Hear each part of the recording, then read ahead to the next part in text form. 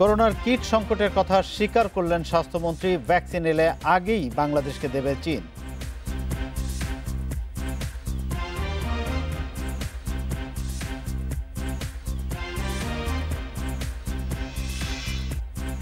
উচ্চমাত্রার কীটনাশক ব্যবহার করে তৈরি হচ্ছে মশার কয়েল, ক্যান্সার সহ নানা রোগ সৃষ্টির আশঙ্কা।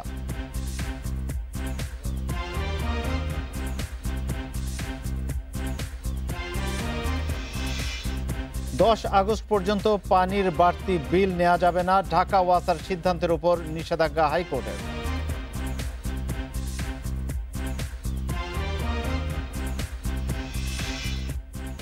স্বাগত বিরতিহীন সংবাদ, রাত 9টায় বাংলাদেশের সঙ্গে আছি গোলাম কিবরিয়া। শুনছিলেন শিরোনাম, এবার বিস্তারিত। বিশ্ববাজার থেকে চাহিদা অনুযায়ী করোনার কিট পাওয়া যাচ্ছে না, তাই কিট সংকট মেটাতে প্রতিনিয়ত চেষ্টা চালিয়ে যাচ্ছে সরকার। দুপুরে হজরত শাহজালাল আন্তর্জাতিক বিমানবন্দরে চীনা প্রতিনিধি দলের সঙ্গে বিদায়ী সাক্ষাতে এসব কথা বলেন স্বাস্থ্যমন্ত্রী জাহিদ মালেক। তিনি জানান, পরিস্থিতির দাবি মেটাতে আরও 2000 চিকিৎসক নিয়োগ দেয়া হবে। 2 সপ্তাহের সফর শেষে সোমবার ঢাকা ছেড়েছে করোনা মোকাবেলায় সহায়তা দিতে বাংলাদেশে আসা 10 চীনা বিশেষজ্ঞের প্রতিনিধি দল। এর আগে হজরত শাহজালাল আন্তর্জাতিক বিমানবন্দরে আয়োজিত সংবাদ সম্মেলনে চীনা রাষ্ট্রদূত আশ্বাস দেন, তার দেশে করোনা ভাইরাসের ভ্যাকসিন তৈরি হলে অগ্রাধিকার পাবে বাংলাদেশ। বাংলাদেশের অনুরোধ আমরা গুরুত্বের সঙ্গে বিবেচনা করছি। টিকা তৈরিতে এখনও কাজ করছে চীন। করোনা ভ্যাকসিন আবিষ্কার হলে সরবরাহের ক্ষেত্রে বাংলাদেশকে অগ্রাধিকার ভিত্তিতে বিবেচনায় রাখা হবে। ভ্যাকসিন আবিষ্কার হলে তা সবার আগে বাংলাদেশই পাবে। এরপর সাংবাদিকদের সঙ্গে প্রশ্নোত্তর পর্বে স্বাস্থ্যমন্ত্রী বলেন, যে হারে করোনা রোগী বাড়ছে তাতে সবাইকে হাসপাতালে চিকিৎসা দেওয়া কঠিন হবে। এছাড়া করোনা মোকাবিলায় স্বাস্থ্য খাতে বাজেট আরও বাড়ানো প্রয়োজন বলেও মনে করেন তিনি। স্বাস্থ্য খাতে আপনারা জানেন বাজেট দিয়েছে, আমরা আশা করি সে বাজেট যথাযথ ব্যবহার হবে। আমরা আশা করি বাজেট আমাদের স্বাস্থ্য খাতে আমি মনে করি আরও বেশি দিলে ভালো হয়, কারণ এখন কোভিডের জন্যে বেশি ব্যয় হবে এবং সে কারণে বাজেট যদি আর একটু ভালো হয় আমি মনে করি আমাদের কাজকর্ম আরও বেশি ভালো হবে। স্বাস্থ্যমন্ত্রী বলেন, চীনা প্রতিনিধি দলটি দেশে ফিরে যে প্রতিবেদন দেবে তা করোনা মোকাবিলায় ইতিবাচক ভূমিকা রাখবে। এছাড়া কিট সংকটও শিগগিরই মেটানো হবে। এবং আমাদের কিট বেশিরভাগই চায়না থেকে আসে এবং অন্যান্য 2-1টা দেশ থেকেও আসে এবং কিট সবসময় তারা যে সংখ্যায় আমরা চাই তারা দেয় না। আমাদের লক্ষ অর্ডার দেওয়া আছে, কিন্তু দেয় তারা লটে ছোট লটে দেয়, যার ফলে অনেক সময় একটু আমাদের স্টকে ঘাটতি পড়ে। যদি সাময়িক কোথাও যদি সংকট হয়ে থাকে সেটা অতি সত্বর দূর হয়ে যাবে। গত 8 জুন বাংলাদেশ সফরে আসে চীনা চিকিৎসকদের একটি প্রতিনিধি দল। সফরকালে বিভিন্ন উন্নয়ন সহযোগী প্রতিষ্ঠান ও সরকারের নানা বিভাগের সঙ্গে বৈঠক করেন তারা। পরিদর্শন করেন কোভিড বিশেষায়িত বিভিন্ন হাসপাতাল ও নমুনা পরীক্ষা কেন্দ্র। Biprajit Chanda, Independent news, Dhaka. সারা দেশে করোনায় আরও 38 জনের মৃত্যুতে মোট প্রাণহানি 1502, আর একদিনে 15,555 নমুনা পরীক্ষায় করোনা শনাক্ত হয়েছে আরও 3,480 জনের। সোমবার নিয়মিত অনলাইন বুলেটিনে এসব তথ্য জানিয়েছে স্বাস্থ্য অধিদপ্তর। সোমবারের আগের 24 ঘন্টায় সারা দেশে 62টি ট্যাবে সংগ্রহ করা হয় 16,287 নমুনা, আর পরীক্ষা হয়েছে 15,555টি। নমুনা পরীক্ষায় করোনা শনাক্ত হয়েছে আরও 3,480 জনের। এ নিয়ে সারা দেশে মোট আক্রান্ত 1,15,786 জন। পরীক্ষা বিবেচনায় শনাক্তের হার 22.37%। গত 24 ঘন্টা যা পরীক্ষা হয়েছে তাতে শনাক্ত হয়েছে 3,480টি, শনাক্তের হার 22.37%, এবং এ পর্যন্ত শনাক্ত হয়েছে 1,15,786 জন। করোনায় আরও 38 জনের মৃত্যুতে একদিনে শনাক্ত বিবেচনায় মৃত্যুর হার 1.30%। সোমবার সুস্থ হয়েছেন আরও 1,678 জন। সুস্থতার হার 40.38%। যারা মৃত্যুবরণ করেছেন তাদের মধ্যে পুরুষ 33 এবং নারী 5 জন। বয়স বিভাজনে 11 থেকে 20 বছরের 1 জন, 31 থেকে 30 বছর 3 জন, 31 থেকে 40 1 জন, 41 থেকে 50 3 জন, 51 থেকে 60 16 জন, 61 থেকে 70 10 জন, ৭১ থেকে ৮০ 3 জন এবং ৮১ থেকে ৯০ বছরে 1 জন। করোনা থেকে মুক্তি পেতে সামাজিক দূরত্ব, স্বাস্থ্য সুরক্ষা সহ সকল স্বাস্থ্যবিধি মেনে চলার বিকল্প নেই বলে জানায় স্বাস্থ্য অধিদপ্তর। Ashik Hossain, independent news, Dhaka. করোনার উপসর্গ নিয়ে কুমিল্লায় 6 জন সহ 9 জেলায় আরও 22 জনের মৃত্যু হয়েছে। করোনা পরীক্ষার জন্য তাদের সবারই নমুনা সংগ্রহ করা হয়েছে। স্বাস্থ্যবিধি মেনে দাফন করা হয়েছে মৃত ব্যক্তিদের।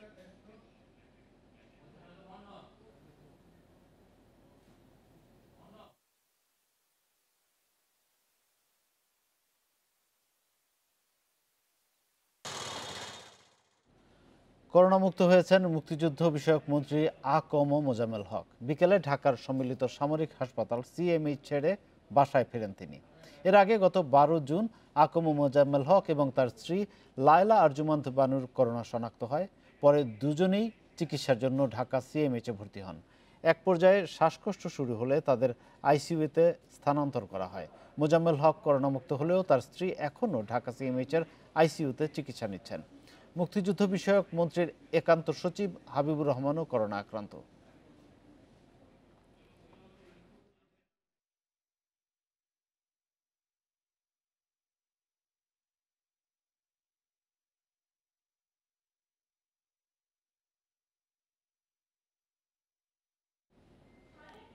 দেশে করোনা শনাক্ত লাখ ছাড়িয়েছে। তাদের 85%-ই চিকিৎসা হয়েছে বা হচ্ছে বাসায়। এমন রোগীদের জন্য প্রাতিষ্ঠানিক আইসোলেশনের পরামর্শ বিশেষজ্ঞ চিকিৎসকদের। বলছেন, এতে একদিকে কমবে রোগীদের মৃত্যু ঝুঁকি, অন্যদিকে কমবে সংক্রমণ। তবে ডায়াবেটিস, হৃদরোগ সহ অন্য জটিলতা না থাকা কোভিড রোগীদের বাসায় থেকেই চিকিৎসা নেওয়ার পরামর্শ স্বাস্থ্য অধিদপ্তরের। দেশে প্রায় 3.5 মাসে করোনা শনাক্ত লক্ষাধিক। তাদের 15% চিকিৎসাধীন সারা দেশের হাসপাতালে, আর বাকিদের চিকিৎসা চলছে বাসায়। শনাক্তদের মধ্যে যাদের লক্ষণ তীব্র নয় বা অন্য জটিল রোগ নেই, তাদের বাড়িতে আইসোলেশনে থেকেই চিকিৎসার পরামর্শ দিচ্ছে স্বাস্থ্য অধিদপ্তর। শয্যার অপ্রতুলতা এবং অনীহার কারণেও হাসপাতালমুখী হচ্ছেন না বেশিরভাগই। তবে বাসায় থাকা এসব রোগীদের চিকিৎসকের সঙ্গে যোগাযোগ রাখার পরামর্শ বিশেষজ্ঞদের।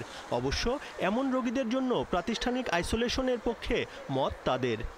বর্তমানে কোভিড-19 পজিটিভ পেশেন্ট যারা আছেন আক্রান্ত, তাদের মধ্যে 85% আসলে বাসায় অবস্থান করছেন। তাদের হাসপাতাল আসলে খুব একটা প্রয়োজন নেই, কারণ যখন ক্রিটিক্যাল হয়ে যান পেশেন্টগুলো, যখন সিভিয়ার কন্ডিশন থাকেন, যাদের লাংসের সমস্যা থেকে আগে থেকে, অথবা হার্টের সমস্যা অথবা কিডনির সমস্যা, তখন সেক্ষেত্রে হাসপাতালে ভর্তি হলে তাদের সেবাটা ভালো পাওয়া যায়।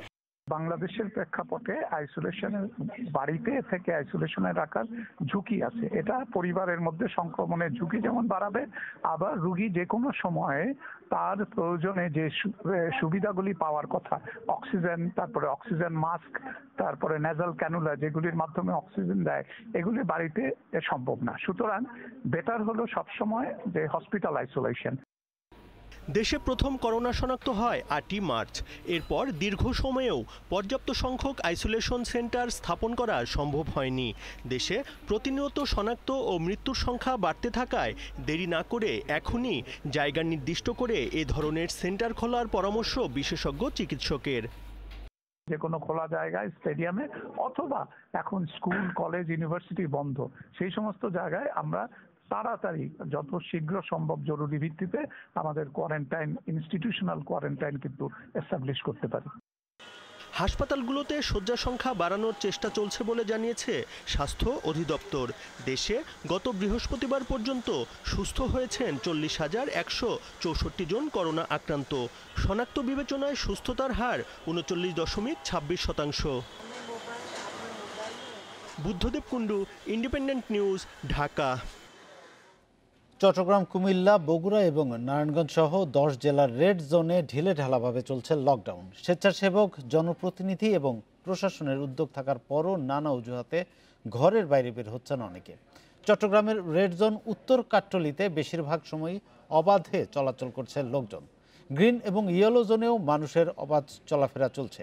কুমিল্লা শহরের 4টি ওয়ার্ডে লকডাউন বাস্তবায়নে বিভিন্ন এলাকায় তৎপর আইনশৃঙ্খলা বাহিনী। তাদের চোখ ফাঁকি দিয়ে অনেকেই নানা অজুহাতে ঘরের বাইরে যাচ্ছেন। এদিকে সাধারণ ছুটি ঘোষণার পর বগুড়ার 9টি রেড জোনে কড়াকড়ি শুরু করেছে প্রশাসন। লোকজনকে ঘরে রাখতে ভ্রাম্যমাণ আদালতের পাশাপাশি সচেতনতা বাড়াতে চলছে মাইকিং। মাদারীপুরে রেড জোনে ছোট ছোট সড়কের মুখে সাইনবোর্ড টানিয়ে রেখেছে পৌর কর্তৃপক্ষ। তারপরও হাটবাজারে মানুষ অবাধে বিচরণ বন্ধ হচ্ছে না। এছাড়া মৌলভীবাজার, নারায়ণগঞ্জ, হবিগঞ্জ, মুন্সিগঞ্জ, চুয়াডাঙ্গা, যশোরেও লকডাউনের নির্দেশনা মানছে না অনেকেই।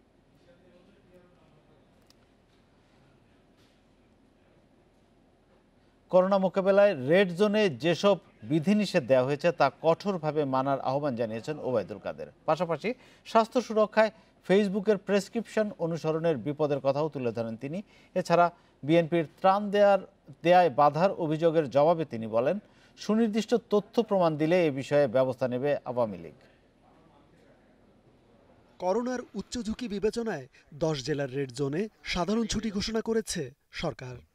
এসব জায়গায় সাধারণের চলাচল ও জীবনযাত্রা নিয়ন্ত্রণ করা হবে কঠোরভাবে।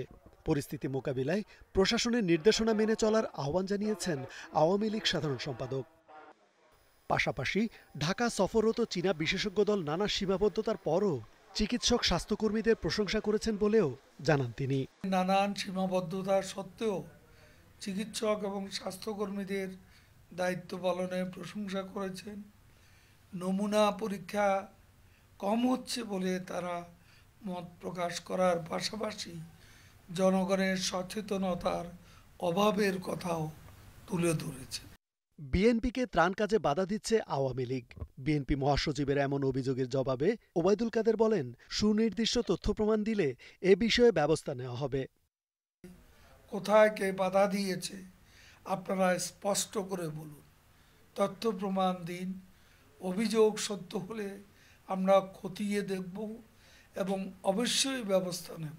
করোনার এই দুঃসময়ে ত্রাণ নিয়ে বিএনপিকে রাজনীতি না করার আহ্বান জানিয়ে ওবায়দুল কাদের বলেন, মানবিক কাজে বাধা দেয়া আওয়ামী লীগের নীতি নয়। রেজওয়ানুল হক, ইন্ডিপেন্ডেন্ট নিউজ, ঢাকা। এদিকে বিএনপি মহাসচিব মির্জা ফখরুল ইসলাম আলমগীরের অভিযোগ, করোনাকালে স্বাস্থ্য খাতের চেয়ে মেগা প্রকল্প অগ্রাধিকার পাচ্ছে। গণস্বাস্থ্যের কিটের অনুমোদন না দেওয়ার পিছনে দুর্নীতি রয়েছে বলেও দাবি তার।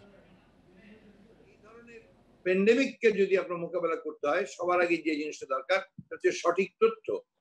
সেই তথ্য দেশের মানুষ কিন্তু সঠিকভাবে পাচ্ছে না। আপনার আক্রান্তের ব্যাপারে আজকেও দেখেছেন যে এখানে যে পরীক্ষা, সেই পরীক্ষা এতটুকু পর্যাপ্ত নয়, এত অপর্যাপ্ত যে সেটা আপনার সঠিক তথ্যই তুলে ধরছে না। উচ্চমাত্রার কীটনাশক, কাঠের গুঁড়া ও কাপড়ের রং দিয়ে তৈরি হচ্ছে মশার কয়েল। ডেমরা, নারায়ণগঞ্জের কারখানাগুলোতে তৈরি হচ্ছে অন্তত 15 ব্র্যান্ডের নকল কয়েল, অথচ সেখানে নেই ল্যাব কেমিস্ট। নেওয়া হয়নি বিএসটিআই এর অনুমোদন। স্বাস্থ্য বিশেষজ্ঞরা বলছেন, এসব কয়েল হতে পারে ক্যান্সার, কিডনি বিকল সহ নানা জটিল রোগের কারণ। নারায়ণগঞ্জের ফতুল্লা পশ্চিম দেলপাড়ার আবাসিক এলাকায় মশার কয়েলের এই কারখানা। মূল দরজার তালা ঝুলিয়ে ভেতরে চলছে কাজ। এখানে উচ্চমাত্রার কীটনাশক এসভায়োথিন ডি অ্যালোথ্রিন দিয়ে তৈরি হচ্ছে কয়েল। দেয়া হচ্ছে কাঠের গুঁড়া ও কাপড়ের রং। তবে কোন উপাদান কত মাত্রায় ব্যবহার করা হচ্ছে এর নেই কোনো পরিমাপ, নেই কেমিস্ট বা ল্যাবও। শিক্ষাগত যোগ্যতা এটা লাগে, এটা তো আমি বানাই দিছি, আমার অভিজ্ঞতা যতটুকু এতটুকু দিয়ে বানাই দিছি। বিএসটিআই এর অনুমোদন না নিয়েই বেশ কয়েক বছর ধরে কারখানাটি চালাচ্ছেন আব্দুস সালাম নামের এক ব্যক্তি। এখানে তৈরি হচ্ছে অন্তত 10 ব্র্যান্ডের নকল কয়েল। এসব বিক্রি হচ্ছে নারায়ণগঞ্জ সহ সারা দেশে। আমাদের ঢাকা শহরে মশা যাবে না, এটা রংপুর, দিনাজপুর ওই এলাকাতে কয়েল চললেই মশা যাবে। এটি ফতুল্লার দেলপাড়ার আরও একটি মশার কয়েল তৈরির কারখানা। প্রতিষ্ঠানটির নিজস্ব কোনো নাম নেই, অথচ এখানে তৈরি হচ্ছে 8 থেকে 10 রকমের মশার কয়েল। প্রতিষ্ঠানটির বিএসটিআই এর অনুমোদনও নেই। এরপরও দিনের পর দিন মানহীন এসব কয়েল তৈরি করে যাচ্ছে এই প্রতিষ্ঠানটি। বিশ্ব স্বাস্থ্য সংস্থার নির্দেশনা অনুসারে মশার কয়েলে দেয়া যাবে সর্বোচ্চ 0.03 মাত্রার রাসায়নিক। তবে এতে কি আর কত মাত্রার রাসায়নিক ব্যবহার হচ্ছে তা জানা নেই কারোর। এটা হলো বিষাক্ত, এটা মানে কয়লা লেগে। এটা কি করবেন এখানে? এটা হলো কেমিক্যাল, যেটা আর কি মানে দেওয়া হয়। এমন কারখানা আছে ডেমরা, যাত্রাবাড়িতেও। স্কুলের গণ্ডি না পেরোনো ব্যক্তিরাই সেখানে কেমিস্ট। সম্পর্কে আইডিয়া নাই, আদার ব্যাপারে জাহাজের খবর লম কেমনে, যেটি লেখা আছে এটির ব্যাপারে নাই, অভিজ্ঞতা নাই। এটি জন্ম স্কুলে বারান্দার দ্বারের কাছে তো যাই নাই। ডেমরার লতা কেমিক্যালের মালিক কবিরের সঙ্গে যোগাযোগ করা হলে তিনি জানান বিএসটিআই এর মাঠ পর্যায়ের কর্মীদের সঙ্গে কথা বলে কাজ করছেন তিনি। তাদের কি কাজ নাই? বিএসটি লোক আছে কিনা তার দায়িত্ব না তাদের, এটা তো আমাদের দায়িত্ব না। তবে বিএসটিআই বলছে অনুমোদন না নিয়ে কয়েল বাজারজাত করলে 2 লাখ টাকা জরিমানা ও কারাদণ্ডের বিধান রয়েছে। পাশাপাশি বলছে এসব কারখানার বিরুদ্ধে অভিযান চালানোর কথা। সর্বোচ্চ 2 লক্ষ টাকা জরিমানা অথবা 4 বছরের কারাদণ্ড অথবা উভয় দণ্ডে দণ্ডিত করার বিধান রয়েছে এবং এই অবৈধ পণ্য বাজেয়াপ্ত করার ক্ষমতা রয়েছে। যদি বিএসটিআই কোনো অভিযোগ পাওয়া যায় সেটা তদন্ত করে 24 ঘন্টার ভিতরে ব্যবস্থা নেওয়া হবে। আর জনস্বাস্থ্য বিশেষজ্ঞরা বলছেন এসব মানহীন কয়েলের ধোঁয়ায় নাক, গলা, ফুসফুস ক্ষতিগ্রস্ত হয়, বাড়ে ক্যান্সারের ঝুঁকি। বিভিন্ন ধরনের রং, এগুলো যেহেতু কেমিক্যাল, সুতরাং এখানে যখনই পুরানো হয় সেখান থেকে কিছু আমাদের গ্যাস তৈরি হয়, যে গ্যাসগুলো কখনো কখনো আমাদের ক্ষতি তো বটেই, আমাদের যেটা বললাম সিওপিডি তৈরি করতে পারে, এমনকি এটা জীবনের জন্য একটা হানিও হইতে পারে, জীবনহানিও ঘটাতে পারে সেরকম। এর আগে বাজারে থাকা 20 ব্র্যান্ডের মশার কয়েল সিঙ্গাপুরের ল্যাবে পরীক্ষা করে জনস্বাস্থ্যের জন্য মারাত্মক ক্ষতিকর উচ্চমাত্রার রাসায়নিক পাওয়ার কথা জানায় মালয়েশিয়ার প্রতিষ্ঠান Sumitomo chemical. Adilur Rahman, independent news, Dhaka. সেবার মান না বাড়িয়েই পানির মূল্য বৃদ্ধির ঢাকা ওয়াসার সিদ্ধান্তের উপর 10 আগস্ট পর্যন্ত নিষেধাজ্ঞা দিয়েছে হাইকোর্ট। এ সংক্রান্ত এক রিটের অনলাইন শুনানি শেষে সোমবার বিচারপতি এম এনায়েতুর রহিমের একক হাইকোর্ট বেঞ্চ এ আদেশ দেয়। তবে এ আদেশের বিরুদ্ধে আপিল করা হবে জানিয়েছেন অ্যাটর্নি জেনারেল ও ঢাকা ওয়াসার কৌঁসুলি মাহবুবে আলম। সারা দেশে করোনা সংক্রমণের মধ্যেই 1 এপ্রিল পানির দাম আবাসিক গ্রাহকদের জন্য 25% ও বাণিজ্যিকে 8% বাড়ায় ঢাকা ওয়াসা।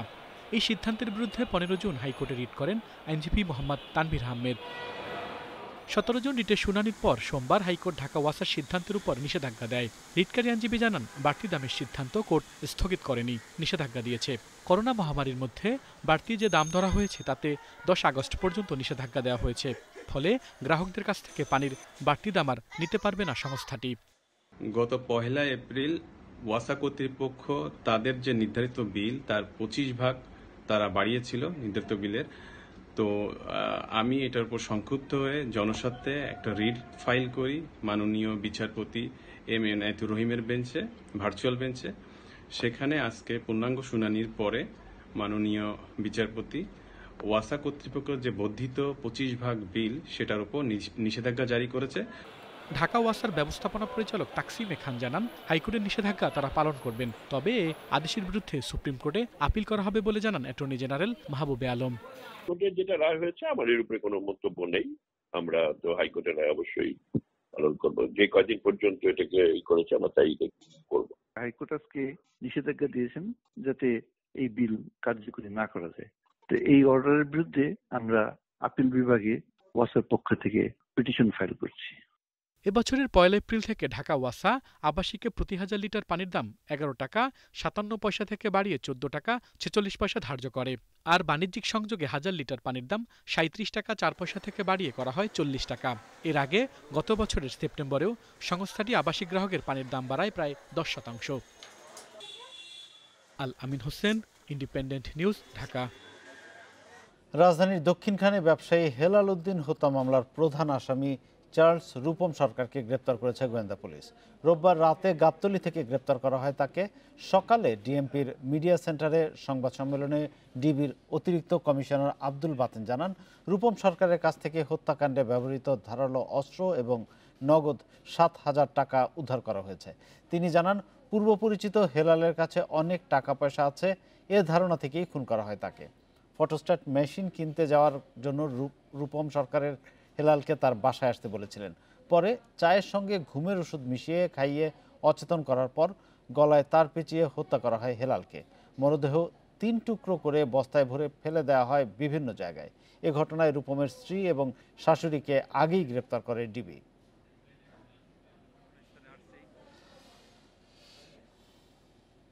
উজানের ঢল এবং বৃষ্টিতে দেশের বেশ কিছু নদ নদীর পানি বেড়েই চলেছে। তবে তিস্তা এবং যমুনা নদীর পানি কমতে শুরু করলেও বন্যা পরিস্থিতি অপরিবর্তিত। কুড়িগ্রামে ব্রহ্মপুত্র এবং দুধকুমোর নদের পানি বৃদ্ধি অব্যাহত রয়েছে, ফলে জেলার ৯ উপজেলার বিভিন্ন স্থানে চলছে নদী ভাঙন। লালমনিরহাটের তিস্তা নদীর পানি কমতে শুরু করলেও বন্যা পরিস্থিতি অপরিবর্তিত। জেলা সদর এবং কালীগঞ্জ উপজেলার বেশ কিছু চরাঞ্চল এখনও জলাবদ্ধতার মধ্যে আছে। এদিকে সিরাজগঞ্জে করতোয়া এবং বড়াল সহ যমুনা নদীর হার্ট পয়েন্টে পানি বাড়ছে। ফরিদপুরের পদ্মা, মধুমতি এবং আড়িয়ালখার পানি বাড়ায় জেলার ৫ উপজেলায় শুরু হয়েছে নদী ভাঙন।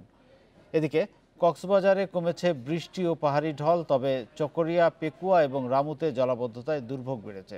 ক্ষতিগ্রস্ত হয়েছে ফসলি জমি, চিংড়ি ঘের এবং রাস্তাঘাট। এছাড়া কুড়িগ্রাম, লালমনিরহাট, ফরিদপুর ও সিরাজগঞ্জের বেশ কিছু এলাকার মানুষ এখনও পানিবন্দী।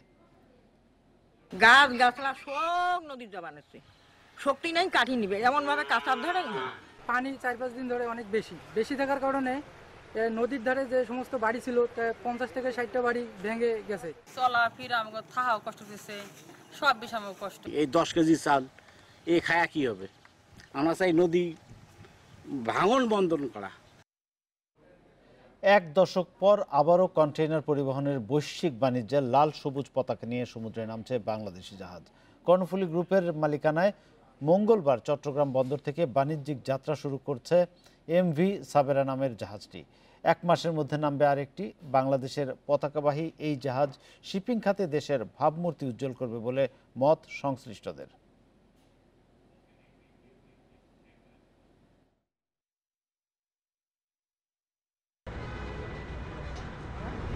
10 বছর আগে বাংলাদেশের পতাকাবাহী বেশ কটি কন্টেইনার জাহাজ ছিল এইচআরসি, কিউসি সহ বিভিন্ন বেসরকারি গ্রুপ ও সরকারি সংস্থা বিএসসির বহরে। কিন্তু পরিচালনায় অদক্ষতা আর বিশ্বব্যাপী প্রতিযোগিতার বাজারে টিকতে না পেরে বিপুল সম্ভাবনা থাকার পরও একসময় বন্ধ হয়ে যায় এসব জাহাজ। দীর্ঘদিন পর সংকট কাটিয়ে আবারও কন্টেইনার পরিবহনে নামছে দেশি ২ জাহাজ। কর্ণফুলী গ্রুপের ব্যবস্থাপনায় এমভি সাবেরা ও এমভি সাহারা নামের 2টি জাহাজ নিয়ে আবারও চালু হচ্ছে এই সার্ভিস। মঙ্গলবার যাত্রা শুরু করছে ১৮৪ মিটার লম্বা এবং ৮.৫ মিটার গভীরতার এমভি সাবেরা, যার কন্টেইনার ধারণ ক্ষমতা ১৫৫০ টিউস। প্রথমে 2টা জাহাজ দিয়ে শুরু করেছি। ভবিষ্যতে আমাদের পরিকল্পনা আছে যে অন্যান্য সেক্টরেও, যেমন এই জাহাজগুলো এখন সিঙ্গাপুর, পোর্টল্যান্ড এই পোর্টগুলো কল করবে, কিন্তু অন্যান্য সেক্টরগুলোতেও আমরা জাহাজ দেওয়ার পরিকল্পনা আছে। বাংলাদেশি পতাকাবাহী হওয়ায় জাহাজ দুটি বার্থিং, কন্টেইনার প্রাপ্যতার কোটা সহ অনেক বিষয়ে দেশের বন্দরে অগ্রাধিকার পাবে, যার ফলে আমদানিকারক বা রপ্তানিকারকরা পাবেন বাড়তি সুবিধা। টাকার অঙ্কের তুলনায় সবচেয়ে বেশি আপনাকে যে জিনিসটা দেখতে হবে, ব্যবসায়ীরা কী সুবিধাটা পাবে। যেমন আমাদের এই জাহাজগুলো আপনার ফিক্সড ডে বার্থিং আমাদের এখানে থাকবে। যেমন চিটাগং পোর্টের অবস্থা মাঝে মাঝে খুব খারাপের দিকেই যায়, যেমন বার্থিং দিলে দেখা যায় যে ৮-১০ দিনও চলে যায়, কিন্তু এজ এ ফ্ল্যাগ ক্যারিয়ার আমরা কিন্তু প্রায়োরিটি বার্থিং পাবো। সেই ক্ষেত্রে যে জিনিসটা হবে, আমরা ফিক্সড ডেতে চিটাগংয়ে এবং ফিক্সড ডেতে সিঙ্গাপুরে আমরা থাকতে পারবো। নতুন এই জাহাজ মেরিটাইম ওয়ার্ল্ডে দেশের ভাবমূর্তি উজ্জ্বল করবে, পাশাপাশি তৈরি করবে নতুন কর্মসংস্থান, বলছেন সংশ্লিষ্টরা। প্রায় ১ দশক পরে বাংলাদেশে আবার নতুন করে কন্টেইনার জাহাজ বাংলাদেশে সমুদ্রগামী জাহাজ নামিয়েছে। এটি আমাদের জন্য একটি প্রশংসনীয় উদ্যোগ। বহির্বিশ্বে এতে করে আমাদের একটি ভাবমূর্তি যেমন বাড়বে, তেমনি কিন্তু বাংলাদেশের যে অর্থনৈতিক যে প্রভাব, তাতে করে কিন্তু আমাদের এটাতে একটি ভূমিকা রাখতে পারবে। প্রথম যাত্রায় চট্টগ্রাম বন্দর থেকে ১১০০ টিউস কন্টেইনার ভর্তি পণ্য পরিবহন করতে যাচ্ছে এমভি সাবেরা। অনুপম শীল, ইন্ডিপেন্ডেন্ট নিউজ, চট্টগ্রাম। দীর্ঘ বিরতিতে ক্রিকেটারদের বেশি সংখ্যা স্কিল নিয়ে। খারাপ সময়ে ক্রিকেটারদের পরামর্শ দিয়েছেন দেশসেরা কোচ মোহাম্মদ সালাউদ্দিন। স্কিল ধরে রাখতে হালকা নক এবং শ্যাডো করার পরামর্শ দিচ্ছেন তামিম সাকিবদের গুরু। আর ক্রিকেটারদের জীবিকার কথা মাথায় রেখে ক্রিকেট ফেরানোর কথা বলছেন সাবেক অধিনায়ক শাহরিয়ার নাফিস। সাকিব, তামিম শুধু নয়, হালের মুমিনুল সৌম্যদের পথ প্রদর্শক দেশসেরা কোচ মোহাম্মদ সালাউদ্দিন করোনার আগ মুহূর্তেও স্কিলের উন্নতিতে কাজ করেছেন টাইগার সদস্যদের নিয়ে। শুধু স্কিলই নয়, আত্মবিশ্বাস বৃদ্ধির টোটকাও পান এই কোচের কাছ থেকে। দীর্ঘ ৩ মাস মাঠের বাইরে স্কিলে বড় প্রভাব পড়ার শঙ্কা জেগেছে। সালাউদ্দিনের বিশ্বাস, ঘরে বসে নেই ব্যাটসম্যান বোলাররা। শ্যাডো, হালকা নকিং কিংবা খেলা দেখে নিজেদের আপডেট রাখছেন ক্রিকেটাররা। প্রস্তুতি শুরু হলে ব্যাটে বলের টাইমিং ঠিক করতে পারলেই আগের অবস্থানে ফিরতে পারবেন তামিম সৌম্যরা। হয়তো টাইমিং একটু অ্যাডজাস্ট করতে হবে, কিছুদিন সময় লাগবে এই অ্যাডজাস্ট করতে, বাট স্কিলের উপর খুব বেশি প্রভাব পড়বে না। যে যেটা জানে সেটা ফিরে আনতে তার খুব বেশি সময় লাগবে না। আবার ফিটনেসের কথা যেটা বললেন, ফিটনেস আসলে আমার মনে হয় কম বেশি সবাই করতেছে, সেটা মাঠেই করতেছে না, কিন্তু কম বেশি সবাই কিন্তু করতেছে। আমি যাদের খবর নিলাম সবাই কিন্তু মোটামুটি ফিটনেসটা অন্তত ধরে রাখছে। একা একা অনুশীলনের অনুমতি দেওয়ার পর করোনা পরিস্থিতি আরো খারাপ হয়েছে। কোনো ক্রিকেটার সাহস করতে পারেননি অনুশীলনে ফেরার। এর মাঝে আবার মাশরাফি সহ একাধিক ক্রিকেটার করোনায় আক্রান্ত। এমন অবস্থায় ক্রিকেট ফেরানো কঠিন মানছেন সালাউদ্দিন ও সাবেক অধিনায়ক শাহরিয়ার নাফিস। আস্তে আস্তে করে আমরা দেখতে পাচ্ছি আন্তর্জাতিক ক্রিকেট ফেরা শুরু করেছে। এরকম সিচুয়েশনে বাংলাদেশ ক্রিকেট দলও যদি আন্তর্জাতিক ক্রিকেটে ফিরে, এটা আমি মনে করি পজিটিভ সিদ্ধান্ত হবে। তবে সমস্ত প্রিপারেশন নিয়েই বাংলাদেশ জাতীয় ক্রিকেট দলকে শ্রীলঙ্কা সফরে পাঠানো উচিত। আমি মনে করি পার্সোনালি হয়তো, কারণ ছেলেদের মাঠে অনেক দীর্ঘদিন না ক্রিকেট খেললে হয়তো তখন একটা পারফরম্যান্স একটু হইলেও অ্যাটলিস্ট তারা শুরু করা উচিত। ক্রিকেট মাঠে ফিরুক বা নাই ফিরুক, শ্রীলঙ্কা সফর নিয়ে খুব একটা আশা নেই। যদিও নাফিসের বিশ্বাস 3 সপ্তাহের মতো অনুশীলন করতে পারলে শ্রীলঙ্কা সফরে যেতে সমস্যা হবে না টাইগারদের। মাঝহারুল ইসলাম, ইন্ডিপেন্ডেন্ট নিউজ। সুস্থ আছেন মাশরাফি বিন মুর্তজা। ভিত্তিহীন খবরে বিভ্রান্ত না হওয়ার আহ্বান জানিয়েছেন নিজ ফেসবুক পেজে। গত শনিবার কোভিড-19 পরীক্ষায় পজিটিভ হন সাবেক টাইগার অধিনায়ক। বাসায় থেকেই চিকিৎসা নেন নড়াইল এক্সপ্রেস। মাশরাফির শারীরিক অবস্থা পর্যবেক্ষণে রাখছেন বিসিবির প্রধান চিকিৎসক দেবাশিস চৌধুরী। অ্যাজমার কারণে তাকে বাড়তি সতর্কতার পরামর্শ দিয়েছেন এই চিকিৎসক। করোনা ভাইরাসের প্রকোপ শুরুর পর থেকে ত্রাণ কাজে ব্যস্ত সময় কাটিয়েছেন ক্যাপ্টেন ফ্যান্টাস্টিক। তার ত্রাণ কার্যক্রম প্রশংসা কুড়িয়েছে দেশ জুড়ে। টেলিভিশন দর্শক জরিপের টিআরপি প্রতিষ্ঠানগুলো অবৈধ বললেন তথ্যমন্ত্রী হাসান মাহমুদ। এসব প্রতিষ্ঠানের ব্যবসা করার কোনো অনুমতি নেই বলেও জানান তিনি। দুপুরে তথ্য মন্ত্রণালয়ের সভাকক্ষে সংবাদ সম্মেলনে তিনি জানান, টেলিভিশন দর্শক জরিপ প্রতিষ্ঠানগুলোর ব্যবসার বিষয়ে শিগগিরই জানতে চাওয়া হবে। তথ্যমন্ত্রী বলেন, তারা কিভাবে টেলিভিশনগুলোর দর্শক গ্রহণযোগ্যতা নির্ণয় করছে তাও পরিষ্কার নয়। এ নিয়ে এক ধরনের অসুস্থ প্রতিযোগিতা শুরু হয়েছে বলেও মন্তব্য করেন তিনি। হাসান মাহমুদ বলেন, অন্যান্য দেশে টিআরপি প্রতিষ্ঠানগুলো কিভাবে কাজ করছে সে বিষয়ে খোঁজ খবর নেওয়া হচ্ছে। ভারত, শ্রীলঙ্কা সহ নানা দেশে টিআরপির নীতিমালা আছে। তাদের সঙ্গে সমন্বয় রেখে দেশেও নীতিমালা প্রণয়ন করা হবে বলে জানান তথ্যমন্ত্রী।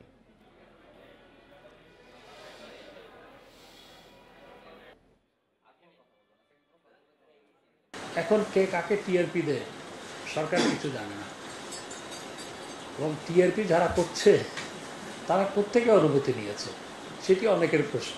আসলে সরকার অনুমোদিত কোনো প্রতিষ্ঠান বাংলাদেশে নাই টিআরপি করার জন্য। আমরা ভারতে এটি কিভাবে করা হয়, শ্রীলঙ্কায় কিভাবে করা হয় এবং অন্যান্য দেশে কিভাবে করা হয় সেটি আমরা পরীক্ষা নিরীক্ষা করছি। চামড়া শিল্পের উন্নয়নে ব্যাংক ঋণ নিশ্চিতের পাশাপাশি বাজেট বরাদ্দ প্রয়োজন বলে মনে করেন প্রধানমন্ত্রীর বেসরকারি শিল্প ও বিনিয়োগ বিষয়ক উপদেষ্টা সালমান এফ রহমান। পাশাপাশি রপ্তানি বাড়াতে সাভারের শিল্পনগরীতে কেন্দ্রীয় বর্জ্য শোধনাগার নির্মাণ করার প্রয়োজন বলেও জানান তিনি। চামড়া শিল্পের উন্নয়নে টাস্কফোর্সের দ্বিতীয় সভায় তিনি এসব কথা বলেন। এ সময় করোনাকালে স্বাস্থ্য সুরক্ষা নিশ্চিত করে চামড়া সংগ্রহ এবং পরিবহন বড় চ্যালেঞ্জ বলে জানান শিল্পমন্ত্রী নুরুল মজিদ মাহমুদ হুমায়ুন। সারা বছরের চাহিদার 60% চামড়াই সংগ্রহ হয় কোরবানি ঈদের মৌসুমে। এ সময় 3 দিনের মধ্যে কোরবানি দেওয়া হয় 1 কোটির ওপরে পশু। এসব পশুর চামড়া 5 দিনের মধ্যে সংগ্রহ ও লবণজাত করতে নগদ অর্থের প্রয়োজন হয় এ খাতের ব্যবসায়ীদের। তবে এই অর্থ সংকটে ব্যাংকের দ্বারস্থ হলেও ঋণ পাওয়া যায় না বলে আগে থেকেই অভিযোগ তাদের। সভায় ব্যবসায়ীরা জানান, বর্তমানে 4 থেকে 5 কোটি টাকার রপ্তানি করার মতো চামড়া মজুদ আছে। এসব চামড়া রয়ে গেছে ট্যানারিগুলোতে। এর উপর আসন্ন কোরবানি মৌসুমের চামড়াও যুক্ত হবে আগের মজুদের সাথে। তখন এটি একটি মারাত্মক সমস্যা বয়ে নিয়ে আসবে। এ খাতে ব্যাংক ঋণ নিশ্চিত করা সহ সরকারের নীতি সহায়তায় পরিবর্তন প্রয়োজন জানান ব্যবসায়ীরা। আমাকে যদিও লোন দেবে তখন ওই লোন নিতে পারবো না, কারণ বলবে আপনি ঋণ খেলাপি, আপনি ক্লাসিফাইডের সংজ্ঞাটা লেদার সেক্টরের জন্য পাল্টানো দরকার। না হলে 70 to 80% ট্যানারি ব্যাংক ফাইন্যান্স নিতে পারবে না, আর না নিতে পারলে আরেকটা সেকেন্ড ডিজাস্টার তৈরি হবে। গেল কয়েক বছর ধরে কমছে চামড়া রপ্তানি। রপ্তানি বাড়াতে সাভার চামড়া শিল্প নগরীতে দ্রুত কেন্দ্রীয় বর্জ্য শোধনাগার সিইটিপি নির্মাণ প্রয়োজন। একই সাথে এই শিল্পের উন্নয়নে বাজেটে বরাদ্দ রাখার আহ্বান প্রধানমন্ত্রীর বেসরকারি শিল্প ও বিনিয়োগ বিষয়ক উপদেষ্টা সালমান এফ রহমানের। ইটিপি আজ পর্যন্ত আপনারা করতে পারেন না। ইটিপি যদি না হয় আমরা কিন্তু ইন্টারন্যাশনাল স্বীকৃতি পাবো না। আন্তর্জাতিক স্বীকৃতি যদি না পাই তাহলে আমরা কিন্তু রপ্তানি এখান থেকে করতে পারবো না। স্বাস্থ্য সুরক্ষা মেনে চামড়া সঠিকভাবে সংরক্ষণ করতে হবে। পাশাপাশি করোনা পরিস্থিতিতে স্বাস্থ্য সুরক্ষা নিশ্চিত করে চামড়া সংগ্রহ ও পরিবহন একটি বড় চ্যালেঞ্জ। এজন্য বাণিজ্য মন্ত্রণালয় ও অর্থ মন্ত্রণালয় সহ এই খাত সংশ্লিষ্টদের একত্রে কাজ করতে হবে বলে মনে করেন শিল্পমন্ত্রী। সকল চামড়া সঠিকভাবে সংগ্রহ, এই চেইনটা যেন ঠিক থাকে, সো দ্যাট কোনো অ্যানোমালি যাতে এখানে না আসে। চামড়া সঠিকভাবে সংরক্ষণ করা এবং সঠিক ব্যবহার নিশ্চিত করা। ঈদুল আজহায় সরকারের নির্ধারিত দামে চামড়া কেনা বেচা আরেকটি বড় চ্যালেঞ্জ বলেও জানান শিল্পমন্ত্রী। আইডিন খাতুন, ইন্ডিপেন্ডেন্ট নিউজ, ঢাকা। বাজেটে কর অব্যাহতি না দেয়ায় বিপাকে মোটরসাইকেল শিল্প মালিকরা। তাদের দাবি, করোনার কারণে বিক্রি অর্ধেকে নেমেছে, যারা কিনছেন তারাও নিম্ন আয়ের লোকজন। শুধু সংক্রমণ এড়াতেই গণপরিবহন বাদ দিয়ে মোটরসাইকেলের দিকে ঝুঁকছেন তারা। তাই তাদের উপর দাম বৃদ্ধির চাপ কমাতে কর অব্যাহতির পরামর্শ বিশ্লেষকদের। চাহিদা বাড়তে থাকায় মোটরসাইকেলের 8টি কারখানা গড়ে উঠেছে দেশে, এর 6টিই বিদেশি। এ খাতে দেশি বিদেশি বিনিয়োগ প্রায় 8,000 কোটি টাকা। কর্মসংস্থান 5 লাখ জনশক্তির, বছরে বিক্রি 5 লাখেরও বেশি, যা 10 লাখে উন্নতি করার পাশাপাশি রপ্তানিরও লক্ষ্য উদ্যোক্তাদের। চলতি অর্থবছর বাজেটে স্থানীয়ভাবে উৎপাদিত মোটরসাইকেল ও যন্ত্রাংশে ভ্যাট অব্যাহতি পেয়ে আসছিলেন উৎপাদকরা। তবে আগামী অর্থবছরে এই সুবিধা বহাল রাখা হয়নি, তাই দাম বাড়বে মোটরসাইকেলের। এতে বিক্রি কমে লোকসানের আশঙ্কা করছেন উদ্যোক্তারা। তাদের হিসাবে করোনায় লকডাউনে গত 2 মাসে এ খাতে লোকসান 1200 কোটি টাকা। এই বছরে বাজেটে মোটরসাইকেল ভ্যাটের যে অব্যাহতি ছিল মোটরসাইকেল ম্যানুফ্যাকচারের জন্য এবং কম্পোনেন্টস ম্যানুফ্যাকচারের জন্য, সেটাকে আর এক্সটেনশন করা হয়নি, যে কারণে দেশে তৈরি মোটরসাইকেলের মূল্য বাড়বে। এই করোনাকালীন পরিস্থিতিতে মোটরসাইকেলের যাতে মূল্য না বাড়ে, যেহেতু এটা অতি সাধারণ লোকজন ব্যবহার করেন। করোনা মহামারীতে প্রতিটি শোরুমে মোটরসাইকেলের বিক্রি কমে অর্ধেকে নেমেছে। আগে যেখানে মাসে 25 থেকে 30টি বিক্রি হতো, এখন তা কমে 5 থেকে 10টিতে নেমেছে। করোনা সংক্রমণ ঠেকাতে গণপরিবহন বাদ দিয়ে মোটরসাইকেলের দিকে ঝুঁকলেও দাম বাড়লে কিনতে পারবেন না বলে জানান কম আয়ের মানুষ। পরিবহন চলা বেশি ঝুঁকিপূর্ণ, এজন্য ভাবলাম যে বাইকে চড়া বেশি সেফটি। এই নর্মাল বাইকটা যদি দাম বেড়ে যায় তো অনেকে কিনতে পারবে না, অনেকের সাধ্যের মধ্যে থাকবে না, আর আমাদের হচ্ছে সেলটা কমে যাবে। ব্যক্তিগত বাহন হিসেবে নিম্ন আয়ের লোকজনই মূলত মোটরসাইকেলের ক্রেতা, তাই তাদের উপর দাম বৃদ্ধির চাপ না বাড়াতে ভ্যাট অব্যাহতির পক্ষে বিশ্লেষকরা। রাজস্ব লক্ষ্য ঠিক রাখতে তাই মোটরসাইকেল আমদানির কর ফাঁকি বন্ধে জোর দেওয়ার পরামর্শ তাদের। কর অবকাশ সুবিধা রেখেও সরকার বিকল্পভাবেও এই খাত থেকে রাজস্ব আদায়ের চিন্তা করতে পারে। সরকারের উচিত হবে আমদানি পর্যায়ে জোরালো তদারকি বাড়িয়ে যাতে কোনো রকমের কর ফাঁকি ছাড়াই যাতে এগুলো দেশে ঢুকতে পারে এবং সেখান থেকে সরকার যাতে রাজস্ব আদায়ের চেষ্টা করেন। ভ্যাট অব্যাহতি তুলে নেয় আগামী অর্থ বছরে মোটরসাইকেল খাত থেকে অতিরিক্ত 900 কোটি টাকা রাজস্ব আদায়ের লক্ষ্য সরকারের। আইডিন খাতুন, ইন্ডিপেন্ডেন্ট নিউজ, ঢাকা। এই ছিল বিরতিহীন সংবাদ রাত 9টায় বাংলাদেশে। ইন্ডিপেন্ডেন্ট টেলিভিশনের সংবাদ আরও বিস্তারিত জানতে চোখ রাখুন আমাদের ফেসবুক, ইউটিউব এবং টুইটারে। সাথে থাকার জন্য ধন্যবাদ।